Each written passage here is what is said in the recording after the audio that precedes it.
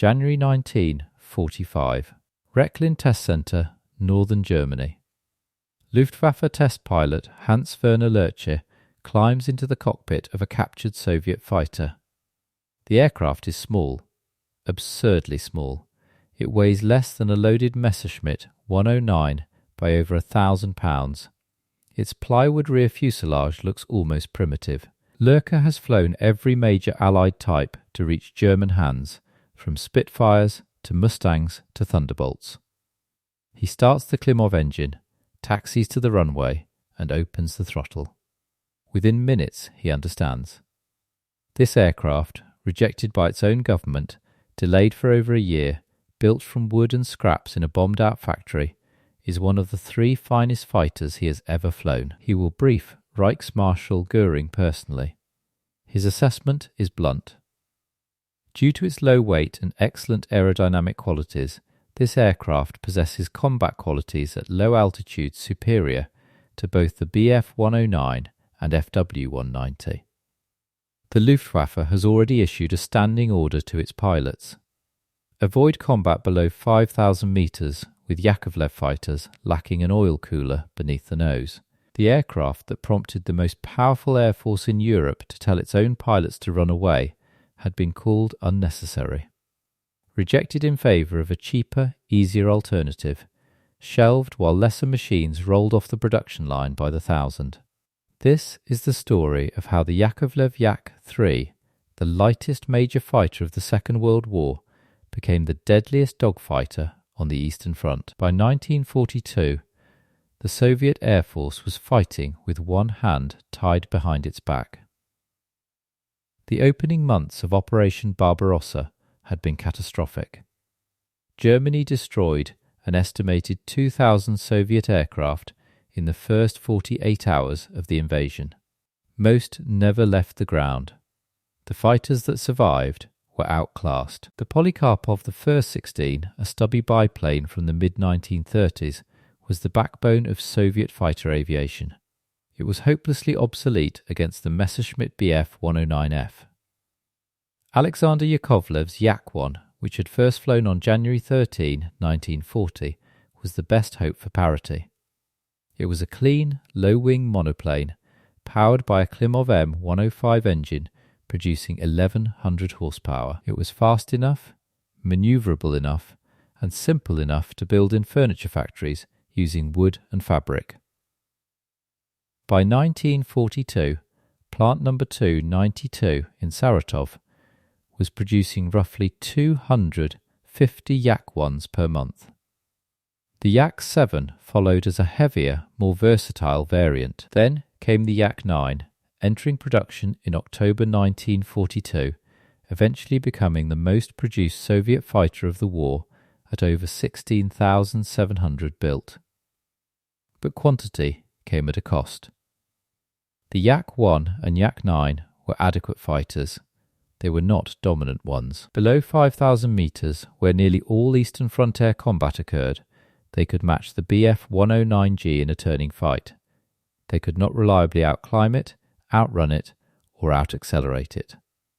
Soviet pilots compensated with tactics, numbers, and raw courage. Yakovlev knew something better was possible. In April 1939, Stalin himself had challenged him to prove what a young Russian engineer could do.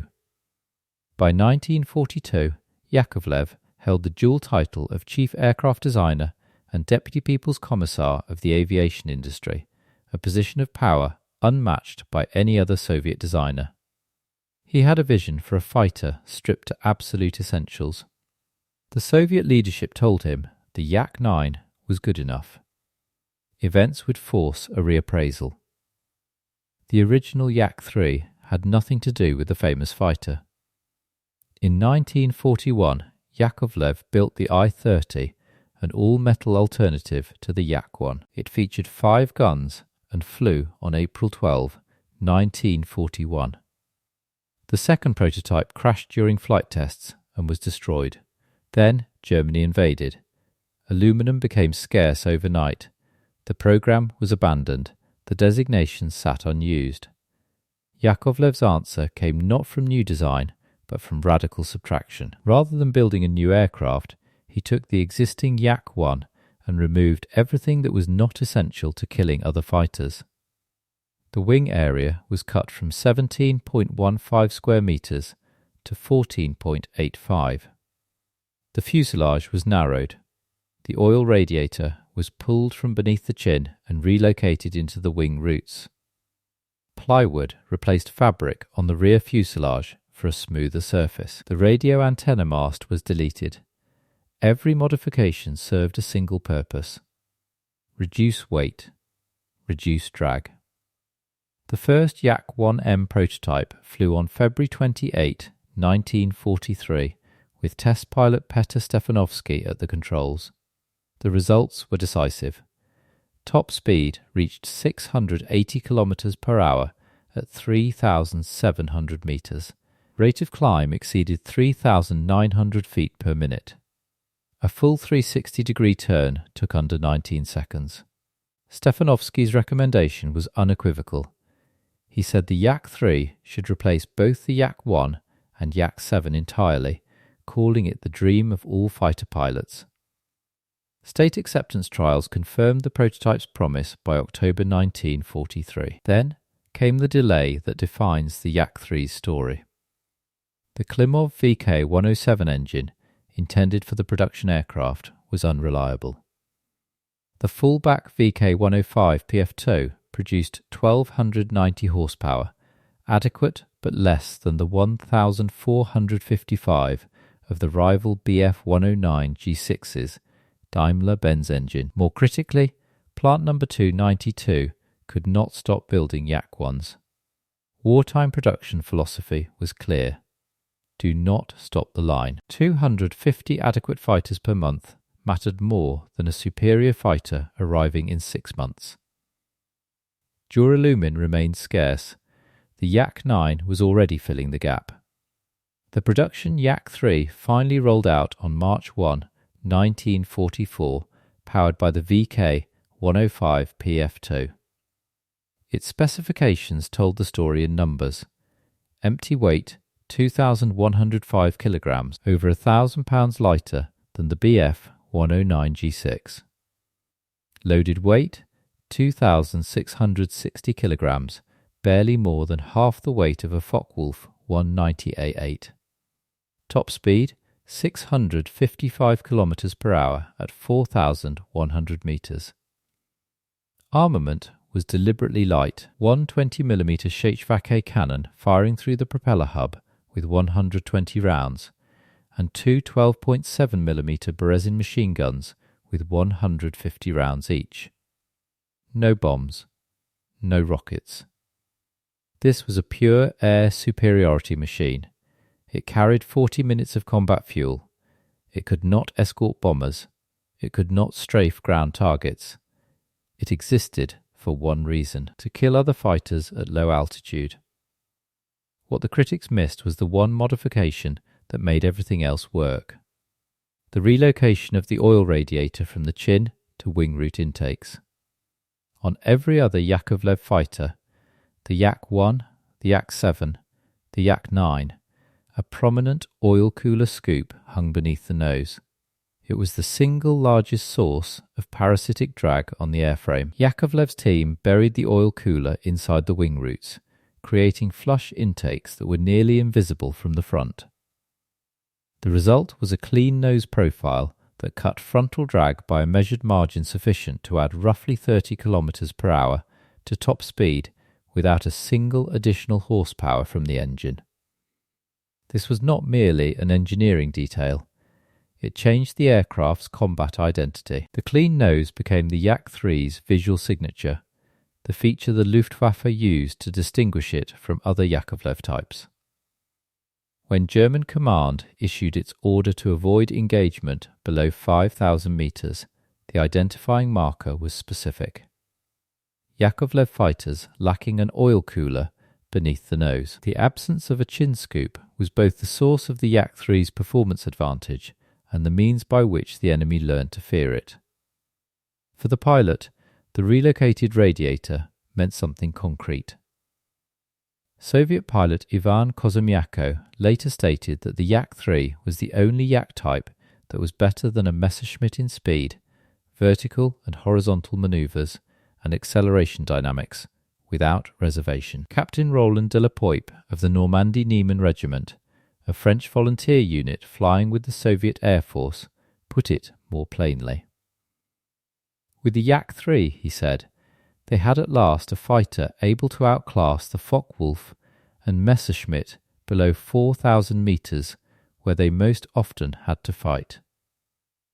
The Yak-3 was about to prove that claim in combat. If you're finding this interesting, subscribing takes a second and helps the channel. On June 16, 1944, the 91st Fighter Aviation Regiment conducted the Yak-3's baptism of fire over western Ukraine. 18 Yak-3s, flown by pilots of the 91st IAP under Lieutenant Colonel Kovalyov, engaged 24 German aircraft during the opening phase of the Lvov-Sandomierz offensive. According to Soviet records, they destroyed 15 German aircraft. One Yak-3 was shot down. One was damaged. Nearly half the Soviet pilots were flying their first combat mission. The following day, Luftwaffe activity over that sector of the front ceased. The 91st IAP's full service evaluation ran through June and July 1944. In 431 sorties, the regiment claimed 23 German aircraft destroyed, 20 fighters, and 3 Junkers 87s. They lost 2 Yak-3s to enemy fighters and 3 to anti-aircraft fire. According to the published assessment by Yefim Gordon, one of the most authoritative historians of Soviet aviation, these results confirmed the Yak-3's decisive superiority in its intended role. On July 17, 1944, 8 Yak-3s attacked a formation of 60 German aircraft, a mixed force of Junkers 87 dive bombers and Bf-109G escorts.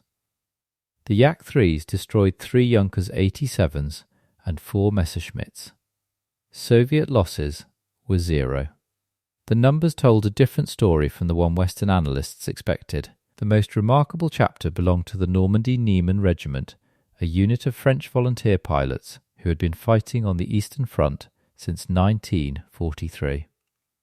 They received their Yak-3s in late August 1944.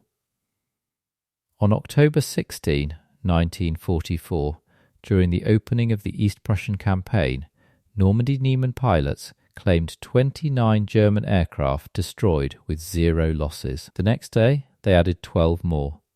0 losses again. Over a 15-day period that October, the regiment claimed 119 German aircraft for 6 Yak-3s lost. An approximate 20-to-1 claimed ratio. A necessary caveat. Soviet victory claims were systematically overcounted, a fact acknowledged even in Russian-language scholarship. Analysts suggest dividing Soviet claims by 3 to 4 to approximate actual German losses. The ratios cited here are claimed, not confirmed. Even adjusted downward, the Yak-3's combat record at low altitude was formidable. The regiment's total war record, achieved across Yak-1s, Yak-9s and Yak-3s, reached 273 confirmed victories against 87 aircraft lost. Their final 99 victories came on the Yak-3. No Soviet bomber under their escort was ever lost to enemy action. By war's end, the Yak-3 had been deployed across the Eastern Front from Ukraine to Berlin. Total combat losses amounted to 210 aircraft from 4,848 built. A combat attrition rate below 5%. Now for the honest comparison. The Messerschmitt Bf-109G6 was faster at altitude. Above 6,000 metres, it reached 640 km per hour, and its service ceiling of 12,000 metres dwarfed the Yak-3's 10,400. The Focke-Wulf 190A8 carried devastating firepower, 4 20mm cannons and 2 13mm machine guns, compared to the Yak-3's single cannon and 2 machine guns. The North American P-51D Mustang could fly over 2,600 kilometres with drop tanks, more than 4 times the Yak-3's range. The Supermarine Spitfire LF Mark 9 could outclimb the Yak-3 above 15,000 feet. Every one of these advantages was genuine. None of them mattered where the Yak-3 fought. Eastern Front air combat happened below 5,000 metres. At that altitude, the Yak-3 was faster than the Bf-109 G6. It could complete a full turn faster than any German fighter. It could outclimb the Focke-Wulf 190 by a wide margin. Its wing loading was lower than any major contemporary fighter.